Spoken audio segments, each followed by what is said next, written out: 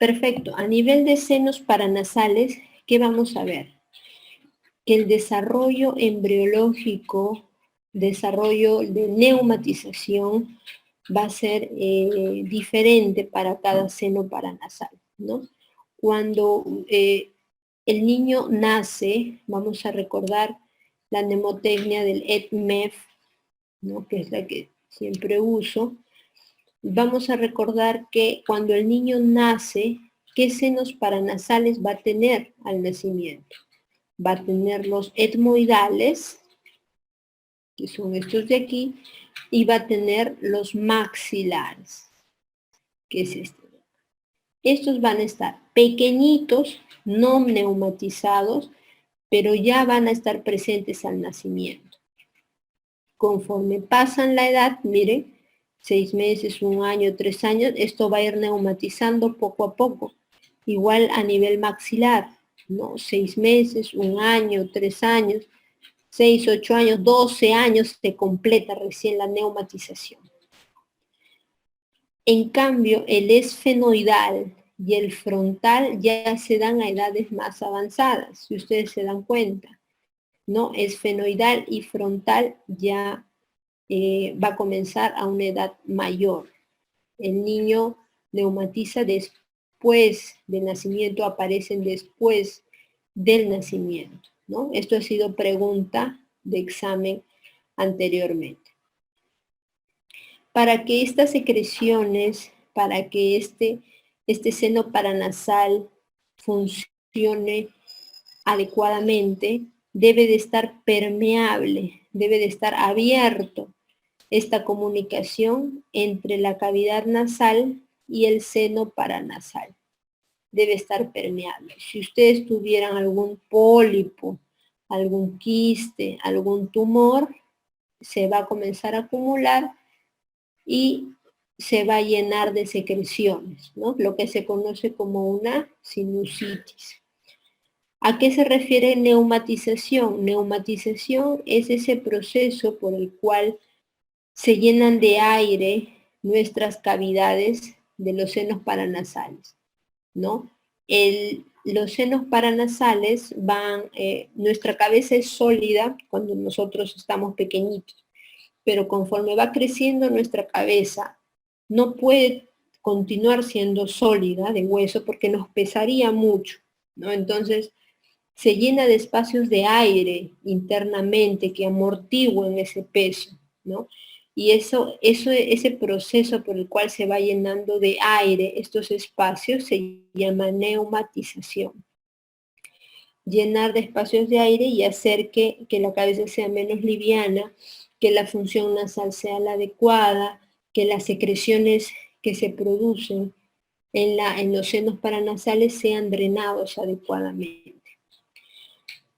Lo del ETMEF significa, bueno, es una mnemotecnia para recordar cronológicamente desde donde empezamos en el nacimiento a tener presentes los senos paranasales. Cuando nacemos ya tenemos senos paranasales etmoidales y maxilares, pero conforme pasan los 2 años, los 4 años de edad, recién van apareciendo esfenoidales y frontales. Entonces, de esta manera ya cuando tenemos, miren, 12 años o tenemos 15 años, ya podemos decir que a esa edad pues ya prácticamente está culminando la neumatización del espacio grande de aire dentro de la estructura ósea de la cara, ya se llenó de aire, ya completó su espacio. Eso es lo normal. A eso nos referíamos con esta mnemotecnia, ¿no? Recordar también que aparte de que esto esté permeable en los senos paranasales, el movimiento de los cilios debe ser el adecuado en los senos maxilares, frontales, etmoidales, en todo. Y la secreción mucosa también debería ser adecuada. Cuando, por ejemplo, tenemos un paciente con fibrosis quística, ¿no? Que es una patología donde no hay un adecuado movimiento ciliar, donde las secreciones son espesas, ¿no? lo que hacemos, lo que sucede es que se dan sinusitis crónica. El paciente tiene sinusitis crónica, es todo un cortejo sindrómico, pero lo que corresponde a otorrino es eso, ¿no? Entonces, aquí, en ese caso, por ejemplo, podríamos ver que están alteradas la limpieza nasal, ciliar y las secreciones que son cada vez más espesas.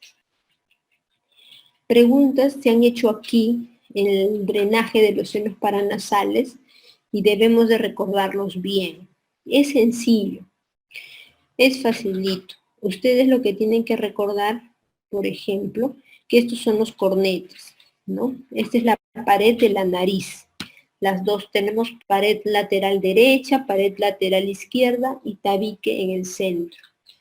Tenemos paredes. Si queremos analizar esta pared, por ejemplo, la pared lateral derecha, imagínense que se corta mi cabeza ya, y esa parte derecha es la que ustedes están viendo ahí. Vamos a tener que en la pared se encuentran los cornetes. Cornete inferior, cornete medio y cornete superior. Estos cornetes en sus axilas, en las partes inferiores, tienen espacios que se llaman meato inferior, meato medio y meato superior. Perfecto. ¿Qué más? En el meato inferior debemos de recordar que va a drenar el conducto lácrimo-nasal o naso-lacrimal, es lo mismo. El conducto lácrimo-nasal. Por eso es que cuando ustedes lloran, cuando ustedes están con mucho lagrimeo, no sienten que se humedece su nariz, que comienza a caer, es porque esa conexión hace que la lágrima que está abundando y ya no puede quedar en el saco lacrimal en los ojos porque es mucha, comienza a vaciar por el conducto lacrimonasal, a drenar por ahí. Entonces, la nariz se siente húmeda, ¿no? Debajo del cornete medio vamos a tener al meato medio. Y en el meato medio vamos a ver que van a drenar primero el seno maxilar, que está ahí al costadito. El maxilar drena ahí en el meato medio. Las celdillas etmoidales anteriores, que son estas de aquí, también drenan en el meato medio. Y el seno frontal, miren, acá hay han atravesado un palito para que vean que de aquí hasta acá se drena el seno frontal, ¿no? Entonces el meato medio es la zona, el complejo osteomeatal, así se llama, es donde drena la mayor cantidad de celdillas, de senos paranasales.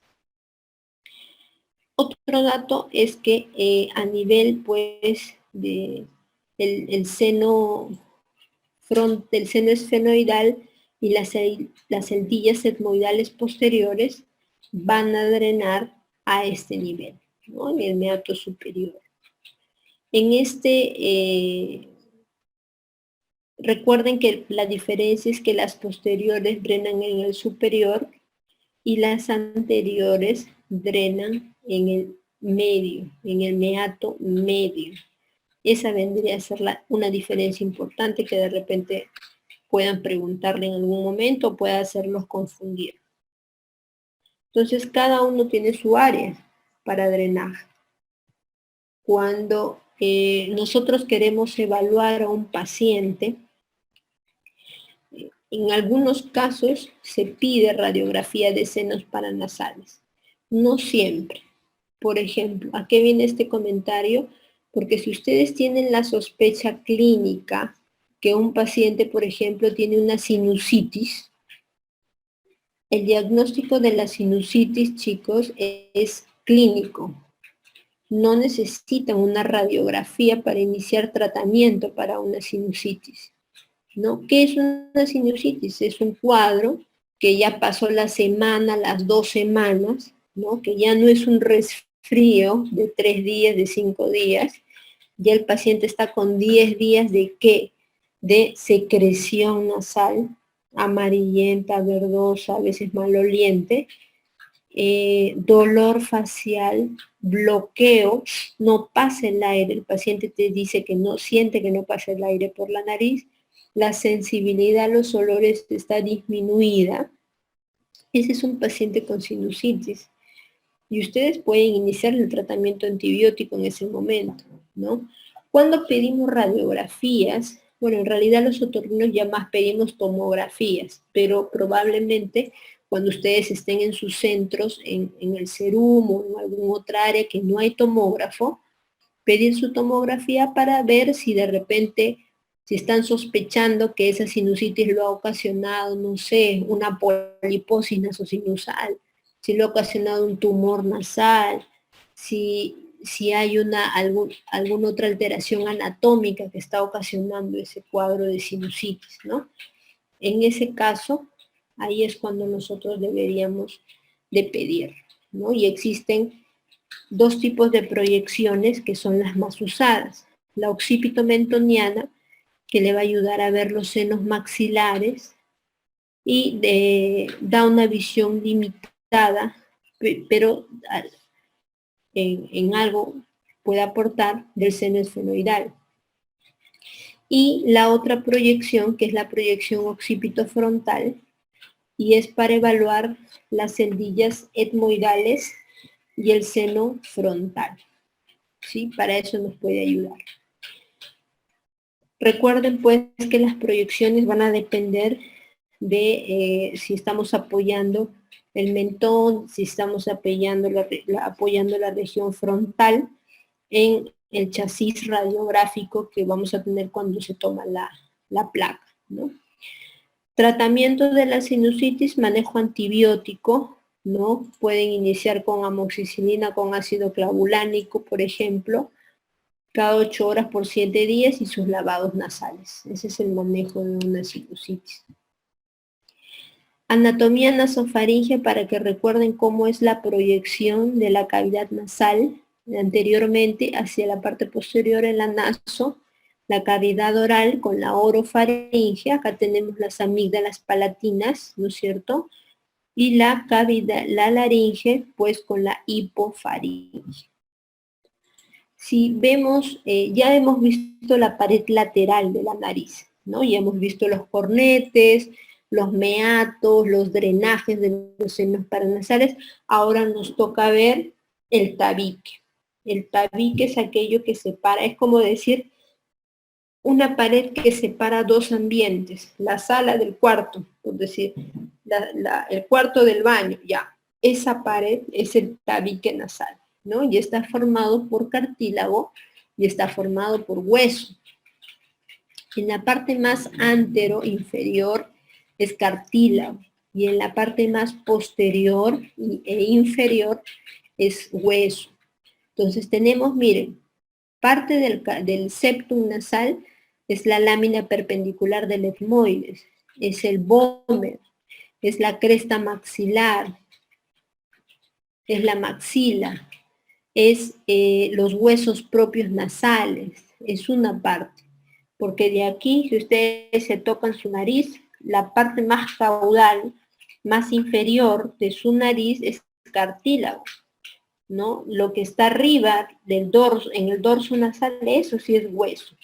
Esos son los huesos propios nasales. Pero la parte más inferior es cartílago. Muy bien. Lo siguiente es que en nuestra nariz pues nos va a servir, como ustedes ya saben, para calentar, filtrar y humidificar el aire, ¿no? En calentar, humidificar y filtrar nos ayudan los cornetes, nos ayudan los cilios, el epitelio respiratorio que tenemos en nuestra nariz, pseudoestratificado, cilíndrico, ciliado, con células caliciformes, ¿no? Y también tenemos una función sensorial, una función de olfacción. Y eso se da pues en el techo de la fosa nasal, ¿no? Acá tenemos el techo y lo que vemos es que tenemos neuronas que se encargan de recibir estos péptidos odoríferos ante un perfume, ante, no sé, el gas de la cocina cuando se escapa, una comida malograda o algo a lo que ustedes estén expuestos, estas neuronas captan esos olores, atraviesan la lámina cribosa del etmoides, y van a llegar hasta el bulbo olfatorio, ¿no? El bulbo olfatorio, y van a llevar esta información hacia el sistema nervioso central. Ok, entonces en el sistema nervioso central va a decir, a ver, este olor corresponde a flores, este olor corresponde a comida malograda, ah no, emergencia. Este olor corresponde al gas que se está escapando en la casa, emergencia. Entonces, es importante tener una adecuada olfacción. De repente nosotros que tenemos la olfacción normal, no nos damos cuenta, pero cuando tenemos pacientes que han tenido problemas con esto, han comido comida malograda sin darse cuenta, han estado expuestos a accidentes domésticos con el gas que ha podido explotar y no lo han sentido, entonces van a buscar ayuda, ¿no? Porque eso ya les está repercutiendo en su salud y en su vida.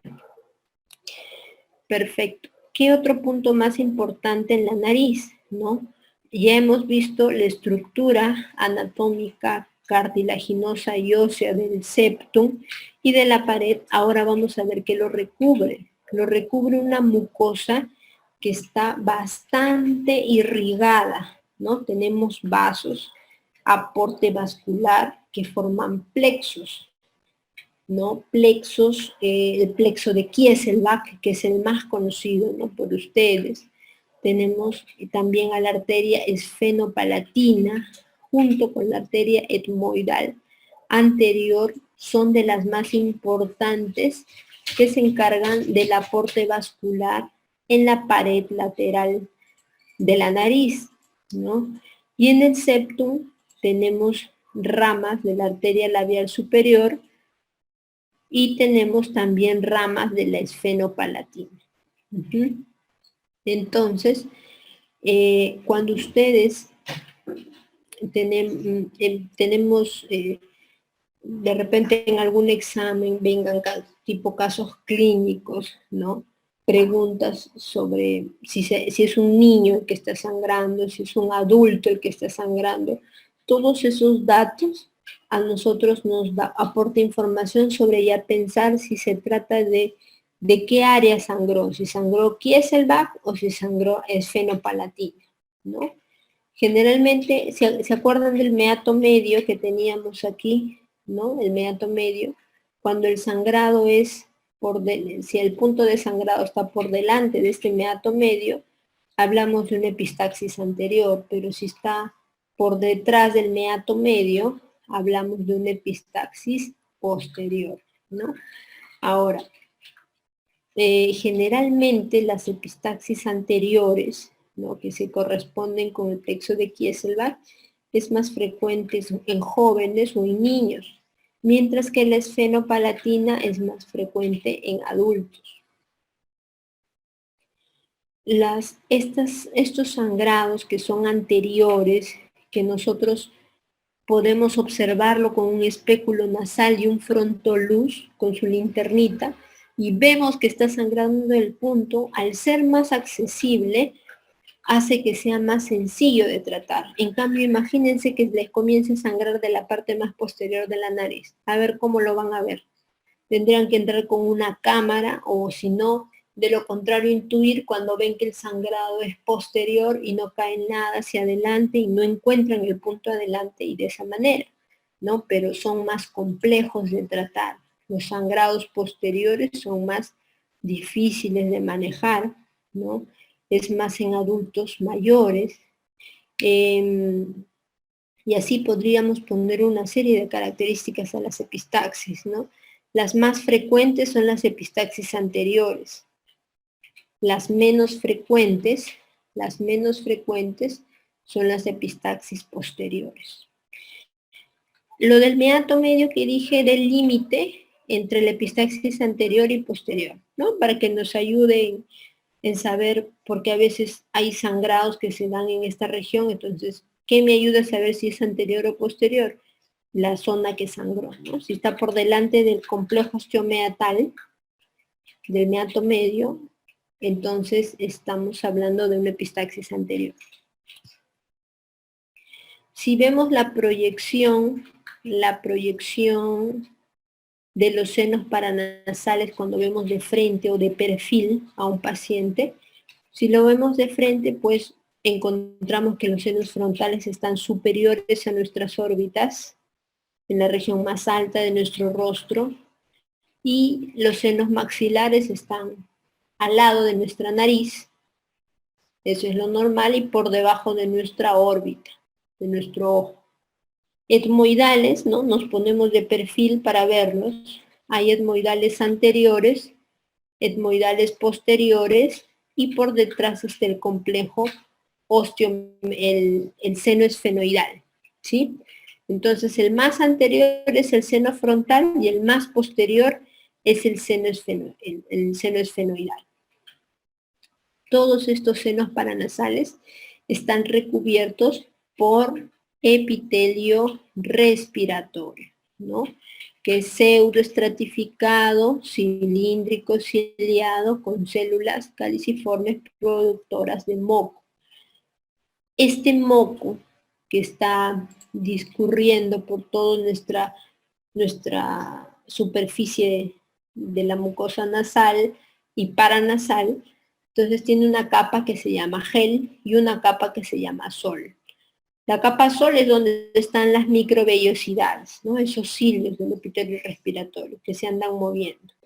La capa gel, pues, es la que sí discurre, la que se moviliza, la que se expulsa, la que se deglute, ¿no?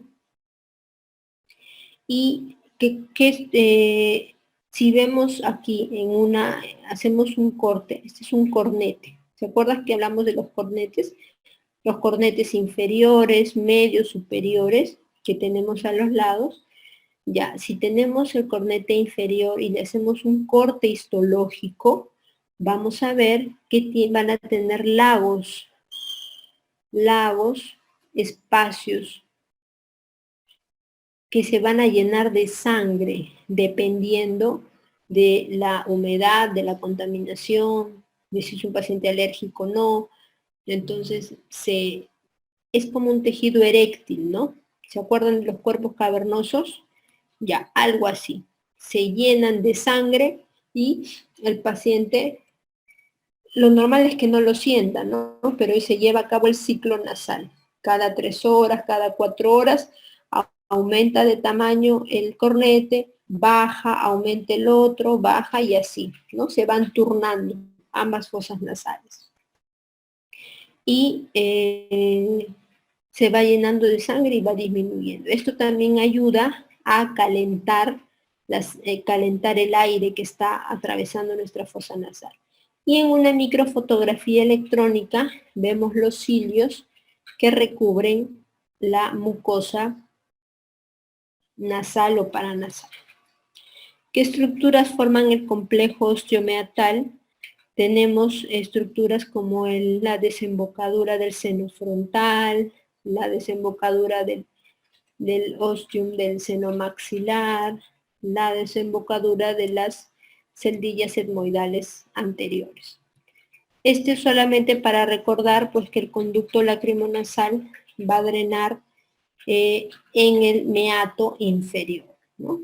Eso es y lo pongo, le echo una diapositiva aparte porque ha venido en un examen de admisión, ¿no? Cornete inferior. Debajo del cornete inferior está el meato inferior, desembocadura del conducto lacrimonasal. Cuando examinamos una cavidad nasal, lo hacemos ayudados de un frontoluz que nos brinda esta calidad, puede ser amarilla, luz amarilla o luz blanca, pero que cuando nosotros aperturamos con el espéculo nasal, nos va a permitir ver cómo está el septum, si hay lesiones, si hay un punto de sangrado, si hay tumores, cómo están los cornetes, si hay secreción purulenta, ¿no? Igual, si examinamos la cavidad oral, cuando ustedes hagan su examen físico a los pacientes,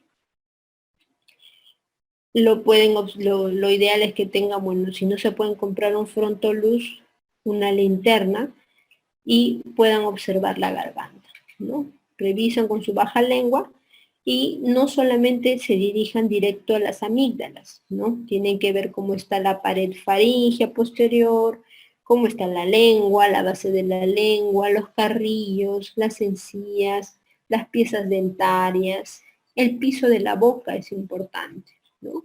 Palparlo, una palpación bimanual, ¿no? Con un guantecito y en la parte inferior palpar las glándulas, la glándula submaxilar. Vemos si en el conducto hay cálculos, a veces se sienten como piedritas también, entonces vamos palpando para ver cómo está constituido. Y en este examen físico cervical vamos a tener 3 imágenes, ¿no? En estas 3 imágenes vemos cuáles son las correctas y cuáles no son correctas. Dentro de las incorrectas de cómo examinar a un paciente, vamos a tener cuando lo hacemos del lado anterior, ¿no? Cuando ustedes examinen un paciente a nivel cervical y si quieren palpar tiroides, hagámoslo desde la parte posterior del paciente, ¿no? Como es en la primera y en la tercera imagen que se han colocado por detrás y palpan todo, ¿no?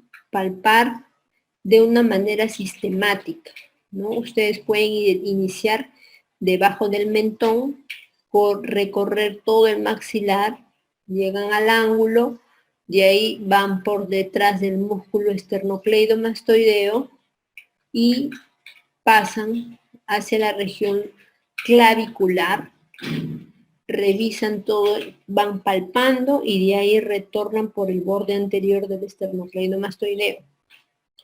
Luego terminan en la línea media, ¿no? De arriba hacia abajo.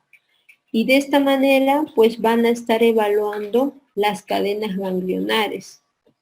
Cada una de ellas, pues, se relaciona con alguna patología a nivel laringio, a nivel faringio, en cabeza y cuello, alguna adenopatía que nos pueda dar alguna indicación de que algo está ocurriendo a nivel de cabeza y cuello, ¿no? De esta manera nos va a dar, vamos a tener una información integral y ordenada.